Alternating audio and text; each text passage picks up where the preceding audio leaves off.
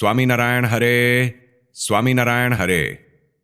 वचनामृत श्री सारंगपुर प्रकरण का 7वां। नैमिषारण्य क्षेत्र।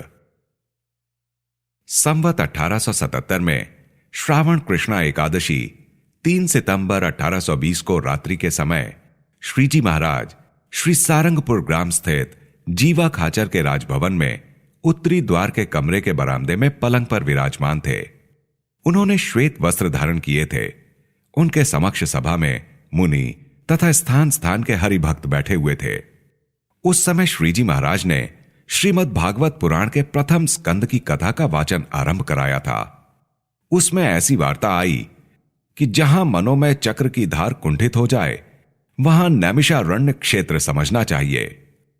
इस वार्ता को सुनकर मुक्तानंद स्वामी ने पूछा, हे महाराज, यह मनोमय चक्र क्या है तथा इसकी धार किसे समझना चाहिए? तब श्रीजी महाराज बोले, मनोमय चक्र मन को समझना चाहिए और इसकी धार 10 इंद्रियां हैं। उस इंद्रिय रूपी मन की जो धार है वह जिस स्थान पर घिस जाने से कुंठित हो जाए उसे नैमिषारण्य क्षेत्र जानना। उस स्थान पर जो कोई जप, तप, व्रत, ध्यान, पूजा आदि शुभ सुकृत का आरंभ करता है तो दिन प्रतिदिन उनकी वृद्धि होती है। ऐसा जो नैमिषारण्य क्षेत्र है वह जिस स्थान पर भगवान के एकांतिक साधु रहते हों वहीं पर जानना चाहिए। और जब मनोमय चक्र की इंद्रिय रूपी धार कुंठित हो जाए तब शब्द, स्पर्श, रूप, रस और गंध नामक 5 विषयों में कतई प्रीति नहीं रहती है।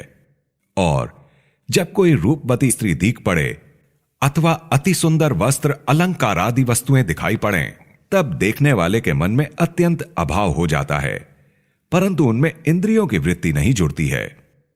जैसे अति तीक्ष्ण नोकदार बाण को जिस पदार्थ को लक्ष्य करके मारा जाए तो वह उसे भेद कर अंदर प्रवेश कर जाता है और पुनः निकाले जाने पर भी वह नहीं निकलता। और यदि उस बाण में से उसका नुकीला फलक निकाल दिया जाए, फिर थोते को लेकर दीवार पर घाव करें तो वहां से उखड़कर वह नीचे गिर जाता है, किंतु पूर्ववत उसे भेद नहीं सकता।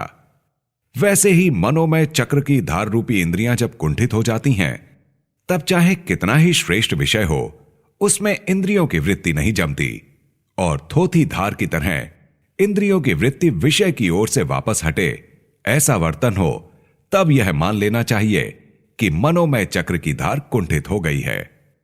इस प्रकार संत के सत्संग रूप नैमिषारण्य क्षेत्र जहां दिखाई पड़े वहां कल्याण की इच्छा करना तथा वहीं पर अत्यंत दृढ़ मन करके बसना। इति वचनामृतम।